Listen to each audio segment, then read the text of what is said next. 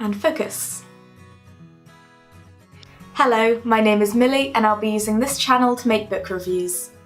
I might do some videos on creative writing a bit later on as well. Though I should start by saying I'm not qualified at all to review anything. In fact, I didn't even do English literature at A-level.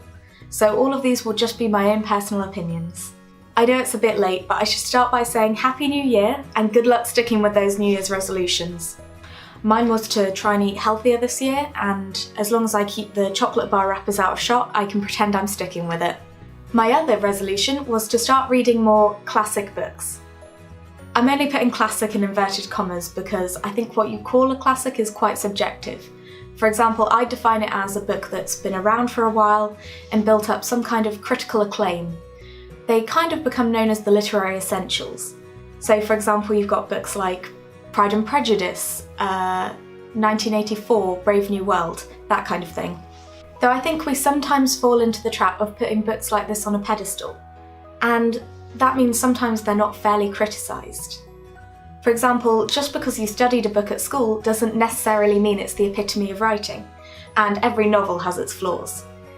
Or at least that's what I tell myself when I'm trying to write something. So this year, instead of just reviewing young adult fiction, which is what I usually read, I thought I'd give the classics a second look. I'm going to start by reviewing Fahrenheit 451 by Ray Bradbury. And if you didn't already know, it's called that because 451 Fahrenheit is the temperature that paper burns. And there's a lot about book burning in this novel. And I thought it'd be quite relevant to talk about this because there's a new film for this book coming out in 2018. Fahrenheit 451 is set in a dystopian future in the 24th century. And it follows a guy called Guy Montag, who is a firefighter in a society where it is illegal to own books, and any books that are found are burned. I found this quite interesting because I always thought of kind of bleak apocalyptic novels as being a very modern concept because there's been a lot of books that have become very popular recently about that kind of thing. For example, The Hunger Games or Divergent. Whereas this book was written in 1953, so you could say Ray Bradbury is a bit of a trendsetter. At the beginning I kind of implied I was going to try and slam these books, but I can't with this one because I loved it. It's very almost self-indulgent for book readers. For example, it talks a lot about how important books are in kind of spreading ideas and different opinions. It's almost congratulating readers and writers in a way. And wow, does Ray Bradbury know how to use metaphors. He just pours them onto every page, and it makes for such a distinct, beautiful style. Though I think one of the drawbacks is sometimes because it's written in such a stylised way, it does lose some of the clarity. For example, there are a few paragraphs I had to go back and read more than once just to really understand what was going on. But I think that's almost worth it for the way it's written. Why do people insist on talking outside? And this is one of the few times in a book I've come across a character called Millie.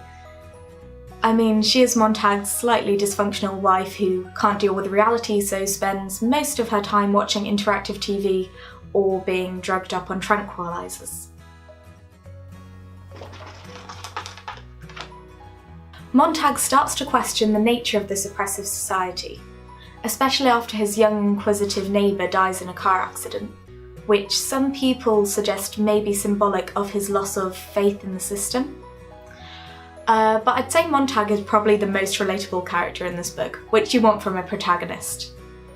While I say he's relatable, he does kill his boss with a flamethrower. His boss is in charge of the firefighters, so he's always talking about how corrupt books are and how they create too many differing opinions because those in power want to create a more homogeneous state, which is kind of like nationalism at its worst. There are endless historical examples of the kind of themes explored in this book. For example, in Nazi Germany with Hitler burning books, or in Stalinist Russia with the repression of free speech.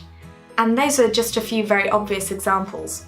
But you can kind of see throughout history, people have been very afraid of books. Montag steals a book from a house where a woman burns herself alive with her books rather than allow them to be destroyed. And after that, Montag really struggles with his existence. He's got the worries of the monotony of his marriage, the questions of does he really love his wife, and he's also got kind of existential questions of where's my place in society, and eventually this culminates in his wife reporting him and him fleeing.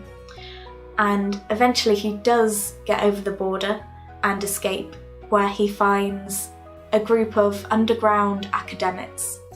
They're old writers, old professors, and they've kind of taken it upon themselves to memorise a book each, and they've become essentially a walking, talking library. And it's there that Montag vows he will memorise the book that he stole, which happens to be the Bible.